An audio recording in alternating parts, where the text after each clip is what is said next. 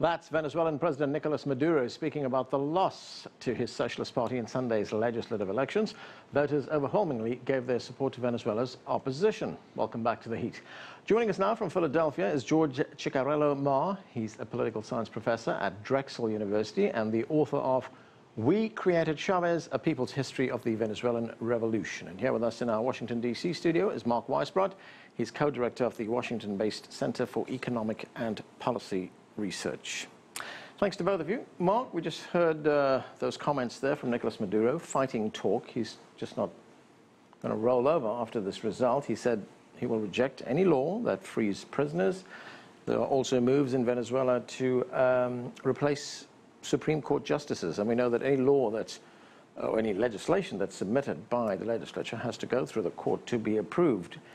Are we looking at a president and a legislature that are on a collision course right now, or is there some way that they could accommodate each other? Well, I think it more depends really on the opposition. The opposition has been divided for many years. The person we just listened to, Diego Arria, is part of the very hard-line opposition. You see, he was calling for confrontation. He doesn't really want to wait for the next election or even go through a recall process, which is provided by the Constitution.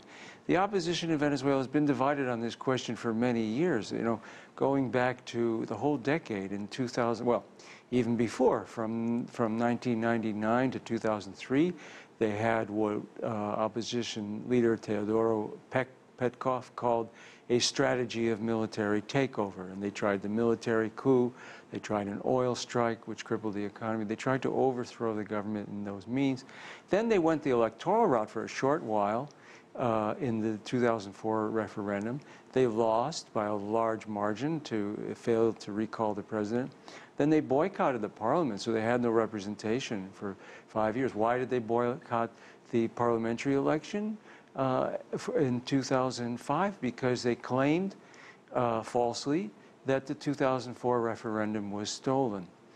And then in 2013, they rejected the results of a presidential election where there was no doubt about the results, although this one was closer.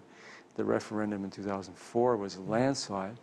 And they went out in the streets and tried to topple the government. And then they went out in the streets again in 2014 and tried to topple the government. So you're still seeing this division. Now they have the National Assembly, and they could use it to play kind of a normal politics where you negotiate with the administration, and they could make some gains that way and then try to win in the next election. But there are people like Arias in the opposition who don't want to do that. And that was the division all along in the opposition. So a lot is going to depend on what they decide to do, which path they take. Okay, let's go to George. George, during that interview with the ambassador, I asked him what would be the priorities for this new legislature, the incoming new lawmakers, and he said it would be to free political prisoners. Does that surprise you when you think about the fact that this is a country that's suffering from food shortages, from unemployment, from blackouts, from inflation, and he was talking about political prisoners? Well, it doesn't surprise me because this is an opposition that's systematically out of touch with what the base and the people that are actually voting for them want. It will surprise many of the voters who maybe swung from Chavismo to vote for this opposition, because they are voting, and they did vote over economic frustrations. If the former ambassador Aria did say one thing that was correct, it was that this was a punishment vote. It was a vote that said to Chavismo, you haven't been confronting these economic difficulties sufficiently, and we're voting against you for this reason. But if the opposition goes out and focuses on political as opposed to economic questions and attempts to take out Nicolas Maduro, I think they're going to find very quickly that they've overplayed their hand, because that's not what the vast majority of these sort of centrist Venezuelans have voted for. So, Mark, when you say the opposition has been divided in the past, so for this election, tactically, did they come together? And in running the country, are they going to remain unified? I think they did come together, and they did very well. And, it also shows that the impression that we got from the media here of the electoral process in Venezuela was very, very false and misleading. because there were all these editorials in the Washington Post, all these other papers saying, and articles too, implying that the government wouldn't accept the results, you know, or that they would cheat. They would steal the election. There was all this talk about fraud. And remember all the people who said that you had to have observers from the Organization of American States. And of course, that was a very disingenuous demand because the Organization of American States is administratively controlled very much by the United States. And we saw that in 2011 when they actually did something that no election monitors have ever done in the history of the world. They overturned the results of the election in Haiti so that a US-backed candidate would be able to run in the second round of the presidential election. And they did that without even a recount or even a statistical test. It was completely political. So naturally, and then after the Secretary General of the U.S., of the OAS, took the side of the United States and campaigned against Venezuela, they weren't going to accept them. So here we do have we have a very different kind of process than we were told. So it wouldn't surprise me if also you have a government that that takes these electoral results into account and looks for a way to govern and get out of the of the economic crisis. And in that sense, the election doesn't really change very much. Well, I mean, they're going to need the cooperation of the president, wouldn't they? Yeah, the president, but again, the president is going to need, he's going to need some cooperation from the National Assembly. The National Assembly has a 2/3 majority, just barely.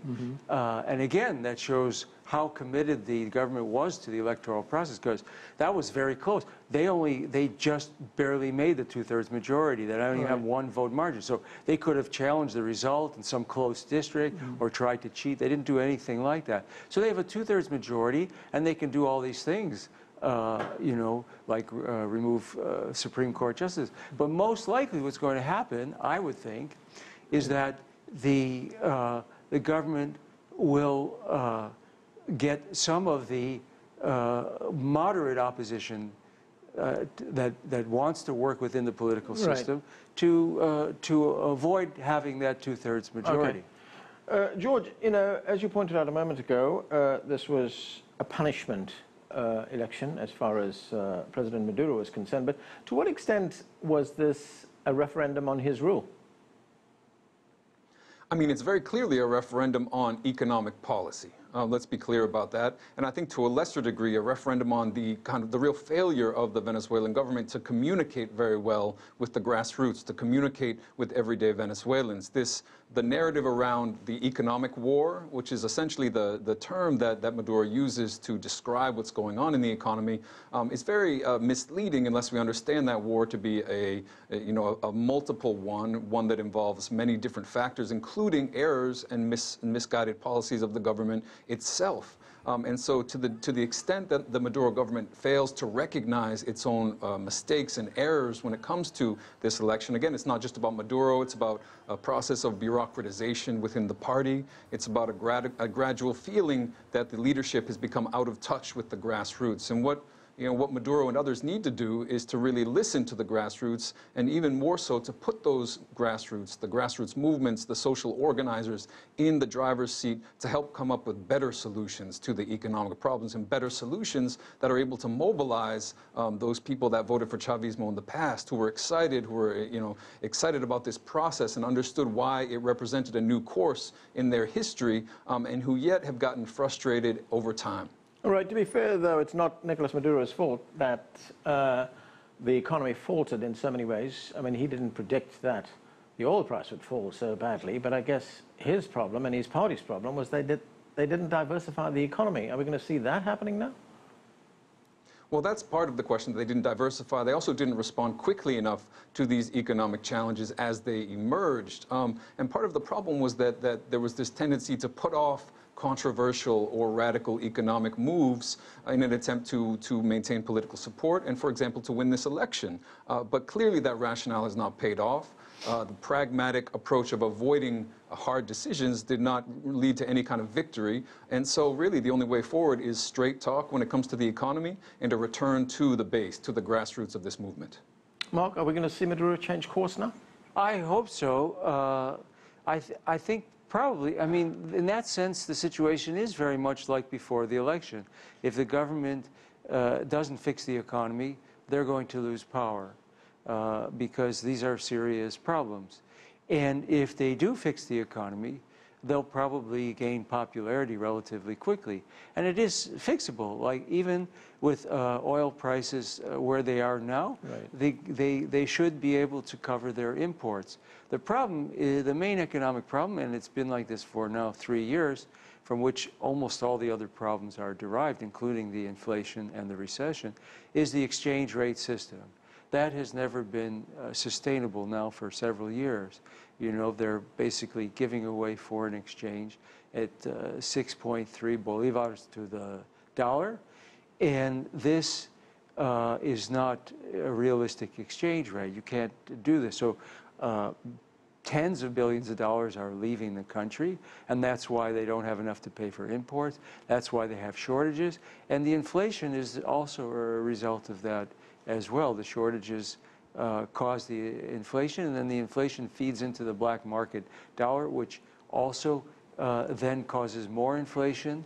And this is a kind of a vicious cycle that they've had now, which has pushed the black market rate up to over 800 bolivars per dollar. So that's what they're going to have to fix, and some other things as well, some of the price controls and other things that just create these enormous incentives for arbitrage and corruption.